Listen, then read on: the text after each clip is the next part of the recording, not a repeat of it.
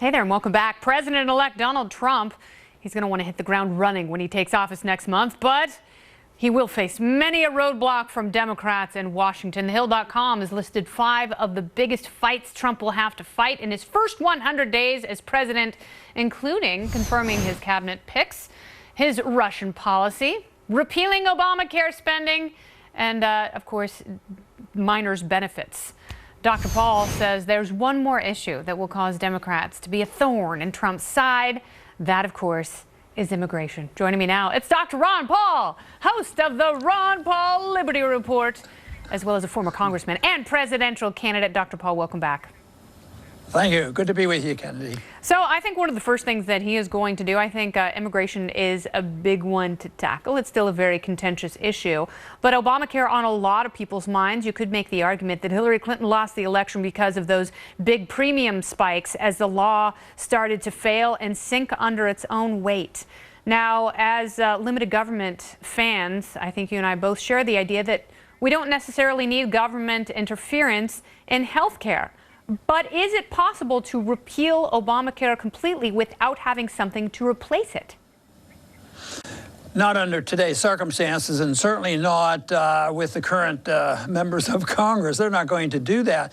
But, you know, you indicate that you can't do it all at once. But, you know, if we have a financial crisis where we can't pay our bills, you might see the end of a lot of these programs just because of the collapse of the economy. But no, they're not going to, and I don't think the Republicans have it in their heart to do it. I think the biggest group that are going to be most disappointed are those thousands that went out to the Trump rallies and cheered him on, because the promises were bold and they were sincere, but all of a sudden, when they try to be implemented, regardless of which policy is, I think there's going to be a lot of conflict. Yeah, I think any president who takes office, it doesn't have to be Donald Trump, it doesn't have to be a lightning rod who's never existed inside the political system or certainly inside the Washington machine. I think anyone who becomes president is shocked at the amount of bureaucracy.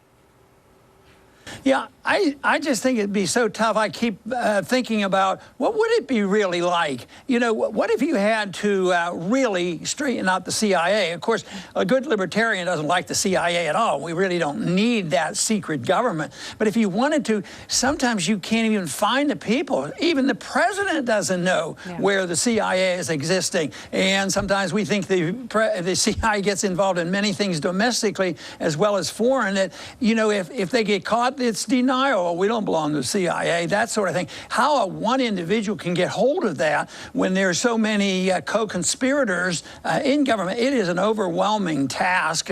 There is no doubt about it. But I do think there's been a lot of promises, and I think that we as libertarians should do our very best to pick out the issues, because we can develop some allies, you know, on maybe some of the spending and on some of the foreign policy. Well, let's talk about spending a little bit, and let's talk about regulation. A lot of small banks have to spend a lot of money to comply with the regulations in Dodd-Frank. If you don't think it's practical or feasible or possible for this Congress to repeal Obamacare, why not Dodd-Frank? Well, I think they'll tinker with it, but they're not used to getting rid of things entirely, because there's somebody in there that has learned to have an advantage, and they will have their lobbyists. And so I think maybe Dodd-Frank might be easier to attack because the bankers are involved and try to change that than, say, Obamacare. There'll be millions who now think that, you know, I'm getting free medical care and this sort of thing, and that they're not going to go along with it. And Republicans have such a lousy record, you know, of trying to extricate themselves from government medicine. They, even when they're in by themselves, you know, whether it's prescription drug program or whatever, they increase it. So they're going to, I have my doubts about whether they're going to repeal it, and there'll be some resistance, except that has been a major promise. You know, abolish Obamacare, repeal Obamacare. And it's not going to likely happen. No, but they're going to replace it with something, and you have an orthopedic surgeon who's going to head Health and Human Services. Is that a spot of bright light and optimism for you, Tom Price?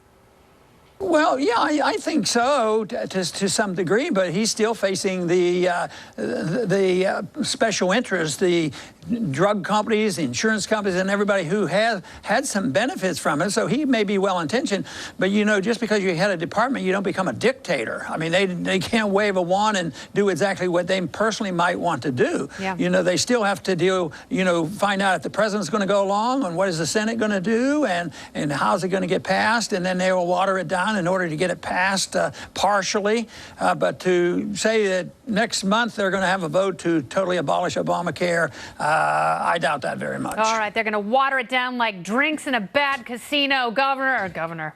Now you're governor. Congratulations. You can run the world. There you go. Okay. Dr. Paul, thank you for being here. I appreciate it. You're welcome. Very good. Coming up, does Florida really need to pay Pitbull a boatload of cash to promote its famous pristine beaches?